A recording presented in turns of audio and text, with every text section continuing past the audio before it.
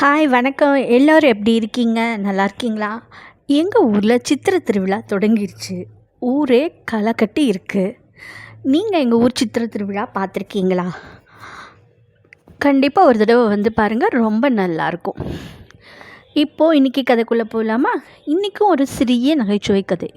நான் சின்ன வயசில் இருக்கிறப்போ எங்கள் பாட்டி அப்பாலாம் எனக்கு இந்த கதை சொல்லியிருக்காங்க. நீங்களும் கேள்விப்பட்டிருக்கீங்களா இல்லையா தெரியல. வாங்க, கதை அத்திரி பாய்ச்ச கொலக்கட்டை.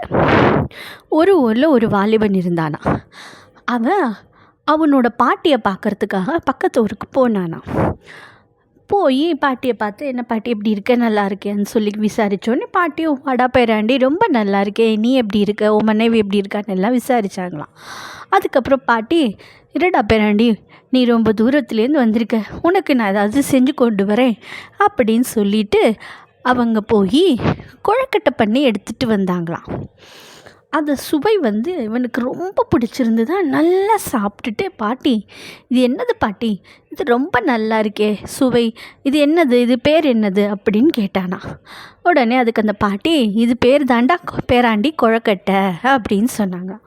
ஆஹா, ரொம்ப நல்லா இருக்குது பாட்டி, நான் வீட்டுக்கு போய் என் பொண்டாட்டி இதை செய்ய சொல்லி சாப்பிட்றேன், எனக்கு அவ்வளோ பிடிச்சிருக்கு அப்படின்னு சொன்னானா.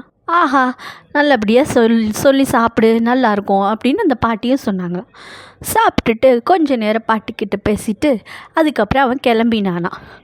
வர வழி ஃபுல்லாக அந்த கொழுக்கட்டை பேரை மறந்துடக்கூடாதுன்னு சொல்லிட்டு கொழுக்கட்டை கொழுக்கட்டை கொழுக்கட்டைன்னு சொல்லிகிட்டே நடந்து வந்துக்கிட்டு இருந்தானா.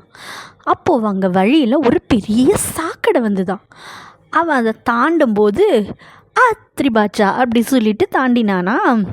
அதுக்கப்புறம் பார்த்திங்கன்னா கொழுக்கட்டைங்கிற வார்த்தையை மறந்து போயிட்டான். ஆத்திரி பாச்சா ஆத்திரி பாச்சா ஆத்திரி பாச்சான்னு சொல்லிகிட்டே நடந்து வீடு வரைக்கும் வந்துட்டான். வீட்டுக்கு வந்தோடனே அவனோட மனைவி, வாங்க வாங்க பாட்டி எப்படி இருக்காங்கன்னு எல்லாம் கேட்ட பிறகு, அதெல்லாம் நல்லா இருக்காங்க, முதல்ல நீ எனக்கு அத்திரி பாச்சா செஞ்சு கொடு அப்படின்னு சொன்னானா. அவளுக்கு ஒன்றுமே புரியல. என்னது அத்திரி பாச்சாவா, அப்படின்னா என்ன அப்படின்னோடனே, பாட்டி எனக்கு செஞ்சு கொடுத்தாங்க, அவ்வளோ சுவையாக நல்லா இனிப்பாக இருந்தது, அதை நீ எனக்கு செஞ்சு கொடுப்பவே அப்படின்னானா. அப்படிலாம் ஒன்று இல்லவே இல்லையே அப்படின்னு சொல்லி அவள் சொன்னாலாம். அதெல்லாம் இல்லை, இருக்குது அப்படின்னு இவன் சொல்ல, அவள் இல்லைன்னு சொல்ல, 2 பேருக்கும் வாக்குவாதம் முற்றி போய் இவனுக்கு கோபம் வந்து பொண்டாட்டியை போட்டு அடின்னு அடிக்க ஆரம்பிச்சிட்டானான். அவள் வலி தாங்க முடியாமல் ஐயோ அம்மான்னு அலறினாலாம். சத்தம் கேட்டு பக்கத்து வீட்டிலேருந்து ஓடி வந்த ஒரு அம்மா, என்னடா எதுக்கு இப்படி பொண்டாட்டியை போட்டு அடிச்சிருக்க, பாரு அவன் உடம்பெல்லாம் கொழுக்கட்டையாக வீங்கி போச்சு அப்படின்னு சொன்னோன்னே அப்போ தான் அவனுக்கு அந்த பேர் மறுபடியும் ஞாபகம் வந்துதான். கொழுக்கட்டை அதுதான் அப்படின்னு சொன்னோன்னே இப்போ அவன் பொண்டாட்டிக்கு வந்ததே கோபம்.